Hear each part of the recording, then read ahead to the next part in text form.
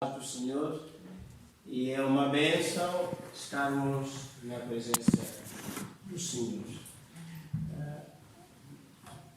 Meus irmãos, convido-vos a abrir as nossas Bíblias, a Bíblia do Senhor.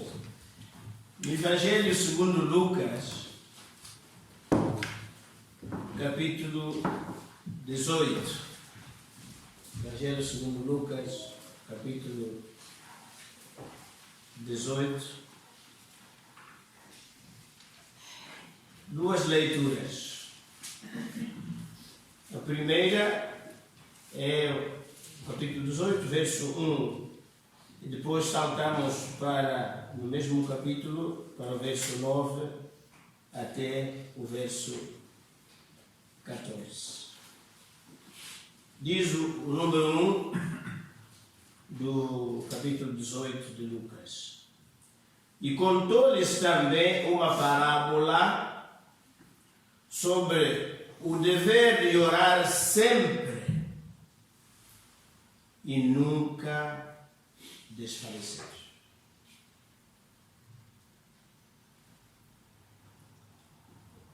E a partir do verso 9, e disse também esta parábola a uns que confiavam em si mesmos, crendo que eram justos e desprezavam os outros. Dois homens subiram ao templo a orar, um fariseu e o outro publicano. Como facilmente se pode ver, meus irmãos, quer o verso 1 deste capítulo 18, como a partir do verso 9, o tema é o mesmo: a oração.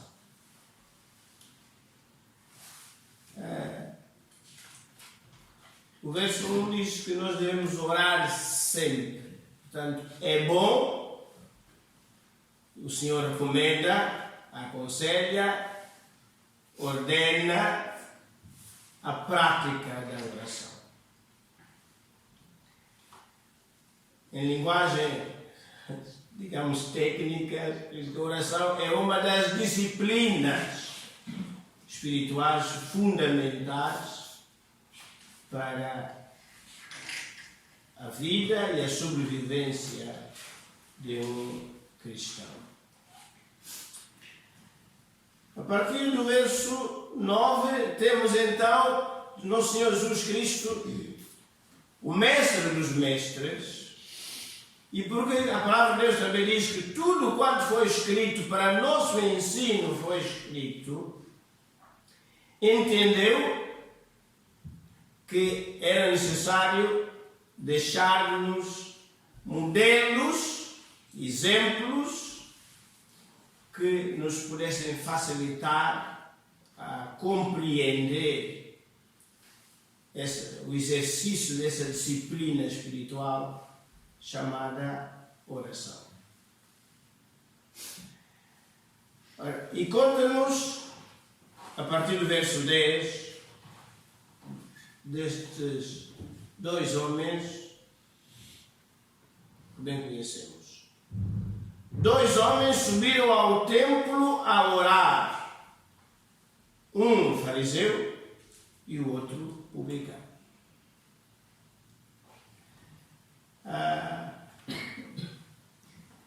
Meus irmãos, dentro da cultura judaica, a norma, a prática era que um bom crente, um crente normal, devia orar 3 vezes ao dia. Às 9 da manhã, ao meio-dia e às 3 horas da tarde. Isso era o normal. Mas o das 3 horas, a reunião de oração das 3 horas, era, por norma, a mais frequentada de todas as outras. Daí que muitos preferissem estar presente a essa hora. Porque, exatamente como tinha maior audiência, e podemos ligar a isso e entender e compreender melhor porque Nosso Senhor Jesus Cristo, no Sermão da Montanha, do Monte, fala em oração e como deve ser praticada e como não deve ser praticada, o que deve incluir e aquilo que não, porque a oportunidade de estar numa reunião de oração em que a maioria das pessoas podiam estar dava uma visibilidade extraordinária. E toda a gente pensava, mas isso fulano estava lá, o Beltrano também estava, eu não sei quem está. Pronto, era uma oportunidade de ficar na fotografia da reunião de oração. 2 homens subiram ao templo a orar. Mas Nosso Senhor Jesus Cristo, como é o mestre dos mestres, como sabemos, vai pegar em 2 casos, em 2 exemplos, em 2 figurinos, para assim desta forma ser muito mais fácil nós apreendermos, refletirmos a seriedade de quando oramos e o que oramos e o que partilhamos. O fariseu, em termos teóricos, representa de facto a figura do santo, segundo o ponto de vista dos homens. Aliás, a palavra fariseu significa que é realmente um separado. Considera obrigação que deve ter uma vida à parte, que se distingue de tudo e de todos. E do outro lado da barricada está o publicano, o cobrador de impostos, um homem quase comparável a um leproso, porque o publicano é um judeu, que é um traidor, né, que se vende aos romanos para cobrar impostos aos seus conterrâneos judeus e entregar aos colonialistas, que são os romanos que mandam na Palestina. É considerado um sujo, um imundo. Portanto, em termos de crença, de religião, esses homens dificilmente podiam coabitar no mesmo espaço, ao mesmo tempo, incompatíveis.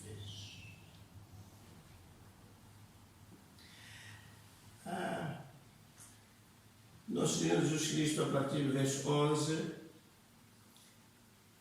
ele está a apresentar o fariseu. O fariseu, estando em pé, orava consigo desta maneira. E, meus irmãos, não é preciso ser especialista na interpretação bíblica para concluir logo com estas palavras do nosso Senhor Jesus Cristo. Está a dizer-nos que este homem, apesar de estar na reunião de oração, apesar de estar num tal culto concorrido, é como portanto, a sua oração não é uma oração dirigida a Deus.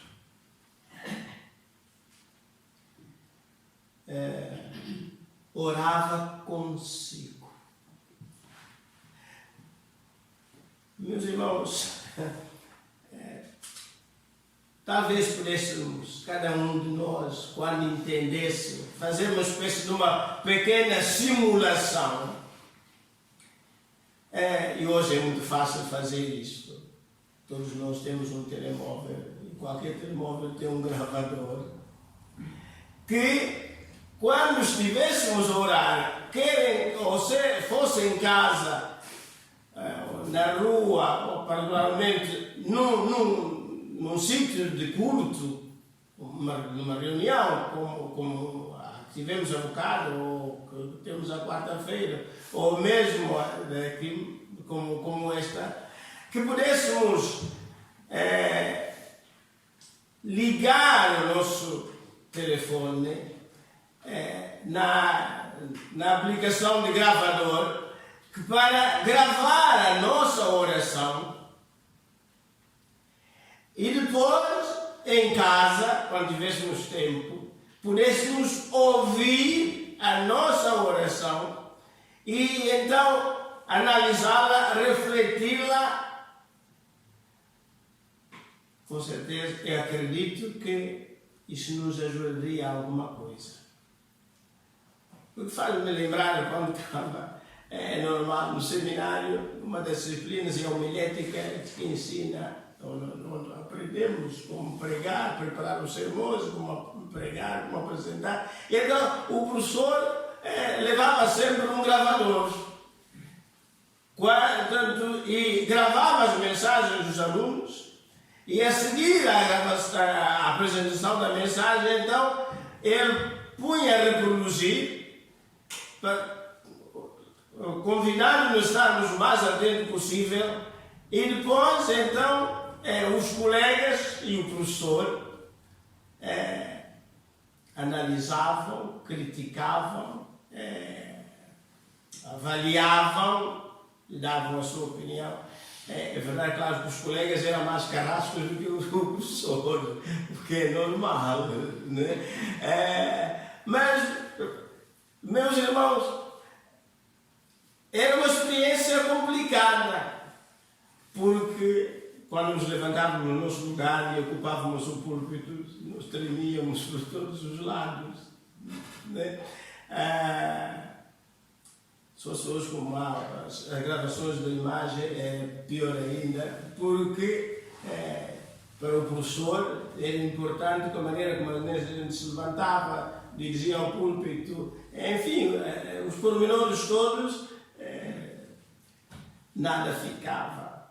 E isso, claro, conforme o tempo ia passando, o ano escolar a decorrer, ia havendo algumas melhoras. É evidente, portanto, ainda estamos a melhorar,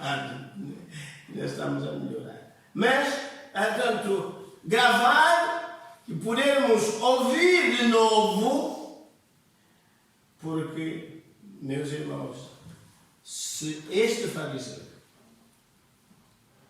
ele tivesse tido a oportunidade de gravar a sua oração e depois em casa voltar a ouvir, é provável que ele, se ele estava interessado mesmo em orar para Deus e a Deus, da vez seguinte, dificilmente faria uma oração igual. O fariseu, estando em pé, orava consigo desta maneira: ó Deus, graças te dou, porque não sou como os demais homens. O Talmud, que é um dos livros, tipo de espécie de comentário dos judeus, como há os comentários bíblicos, conta que um determinado rabi dizia na sua oração o seguinte: se hoje Deus pedisse que se lhe apresentasse dois justos, não tem dúvida nenhuma que esses dois seriam eu e o meu filho. Mas se porventura Deus fosse mais exigente e pedisse que se lhe apresentasse um justo, isso seria eu. O meu filho não entrava. é esse espírito de considerar que os da minha casa são melhores que todos os outros. Ou eu sou melhor que todos os outros. E este homem, muito religioso, líder religioso, com grande responsabilidade, na reunião de oração, ele vê-se assim, ele sente-se assim, ele vive assim. Não sou como os demais homens. E ele então faz a sua lista. Ladrões, injustos, adúlteros, nem ainda como este publicano. Ele está a dizer a um outro, ao publicano, que o publicano está ali a mais. Não devia estar. Possivelmente estava a estragar a oração. Não só. Agora, meus irmãos, imagine-se no lugar do publicano, se teria disposição para, na reunião seguinte, sair de casa e ir ao templo para orar. É que o espírito de fariseu mata o desejo do outro orar. Eu saí de casa para ir participar da reunião de oração. O que vou lá fazer? Para ouvir outra vez aquele homem. Até que eu disse que aquilo é só para ele.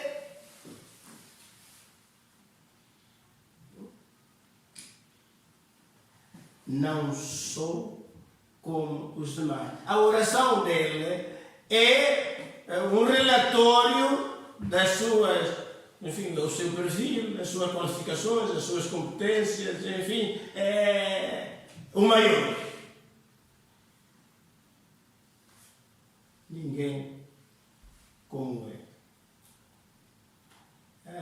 No verso 12 diz: jejuo 2 vezes na semana. Mas, meus irmãos, a palavra recomendava que, essencialmente, era só na altura da festa da expiação que devia jejuar. Dou os dízimos de tudo quanto possuo. Lá no Deuteronômio tem lá a orientação bíblica de quando dizimar e o que dizimar. Mas este homem, convencido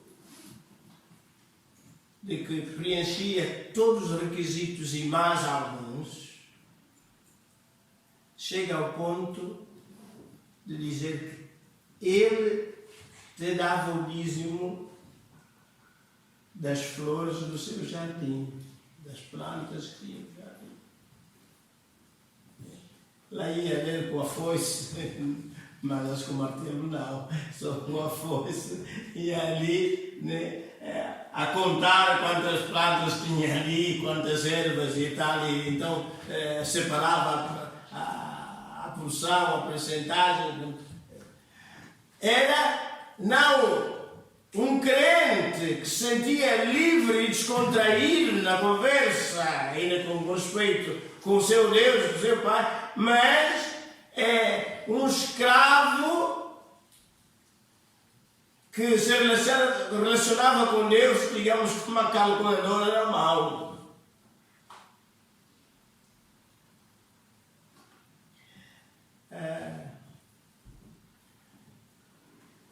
Na ideia dele, a sua vida, a sua relação com Deus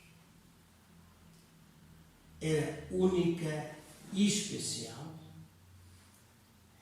E ele então preenchia todos os requisitos necessários e de acordo com um cumpridor escrupuloso dos mandamentos de Deus. Mas quando a Bíblia diz que esse homem nunca existiu, que cumprisse rigorosamente,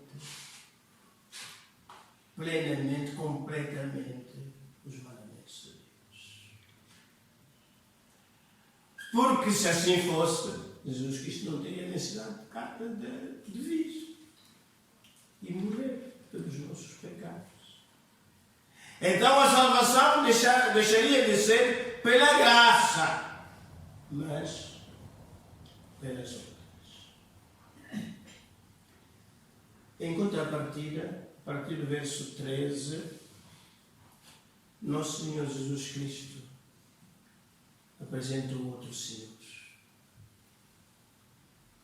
o publicano. O publicano, porém, estando em pé, de longe,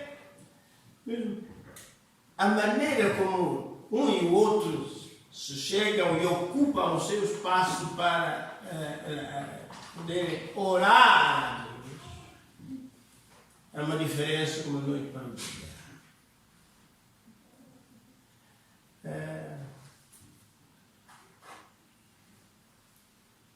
Ele não se põe à frente. Ele não ocupa o púlpito. Ele não ocupa o palco. Ele não pede que acendam as luzes. Ele não faz questão que seja o foco.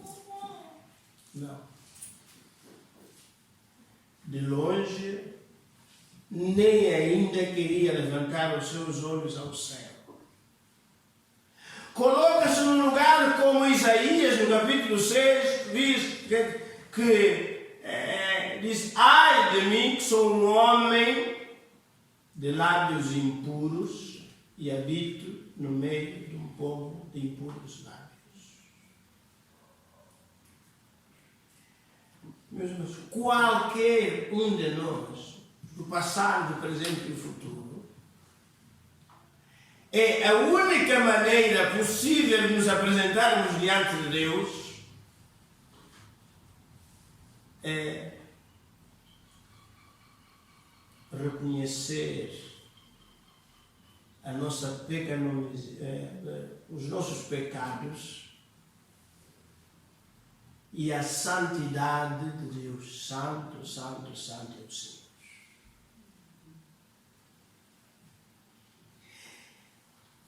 E este publicano que já tinha este rótulo de impuro, de pecador, enfim, tudo, não nega a sua condição, assume a sua condição. É assim que ele se dirige a Deus. Não como o melhor, mas alguém carente da misericórdia de Deus. E as palavras que saem da sua boca são parecidas com aquelas de Davi, do rei Davi. Depois de ser confrontado com o seu pecado, que incluiu adultério e a encomenda da morte do marido daquela senhora, quando confrontado, ele diz: tenha misericórdia de mim, ó Deus.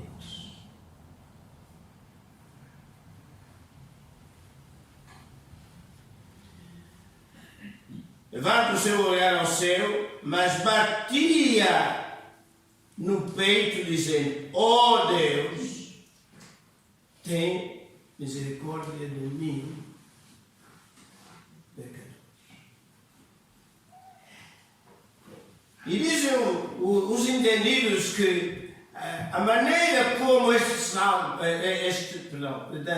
homem termina a sua curta e rápida oração é dentro do mesmo espírito que o apóstolo Paulo escreve em 1 Timóteo, no capítulo 1, é que ele se apresenta dizendo que agradeça a Deus porque teve compaixão dele, ele, Paulo, que era o principal dos pecadores.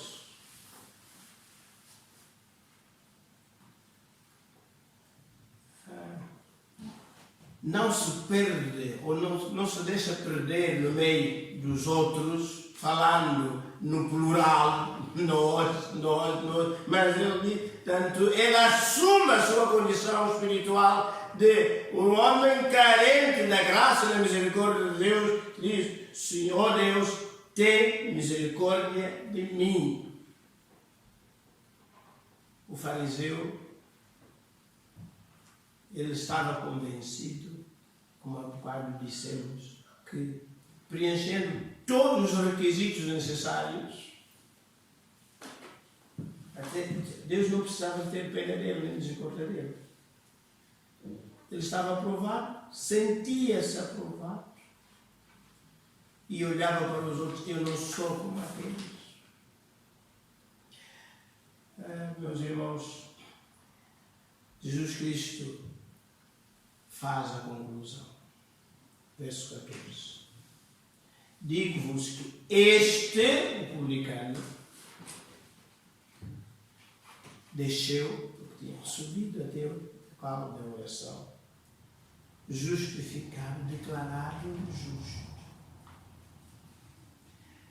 Portanto, meus irmãos, o que nos ensina, entre outras verdades, esta parábola, que o que conta mais não é a avaliação que eu faço de mim mesmo ou dos outros, mas a avaliação que Deus faz de mim. A avaliação que Deus faz de mim. Essa é que é correta, essa é que é a certa, essa que se encaixa perfeitamente na minha pessoa e na sua pessoa. E é por isso, realmente, se puder gravar as minhas orações, para depois ouvi-las mais tarde, e eu poder introduzir correções que me levem amanhã eu, se calhar, tirar algumas expressões, ou senão, até deitar tudo fora e convencer-me que, possivelmente, como fariseu, quando acabo a minha oração, nada se aproveita. Desceu justificado. E, meus irmãos, realmente terminar o nosso encontro com Deus com o carimbo do próprio Deus dizer: olha, vai em paz. Eu aceitei, eu te aceitei. Eu fui louvado, eu fui honrado. A tua oração foi aceita. No fundo, é como sair diante do altar, como saiu Abel, e não como saiu Caim. O Senhor aceitou a oração e a pessoa de Abel. Meus irmãos, a oração, o momento de oração, o culto de oração, a reunião de oração pode ser uma montra ou uma vitrine onde nós nos expusemos, nos pomos para o Senhor finalmente poder dar a sua avaliação. Que essa avaliação seja do agrado dele e que possamos ir para casa em paz com ele.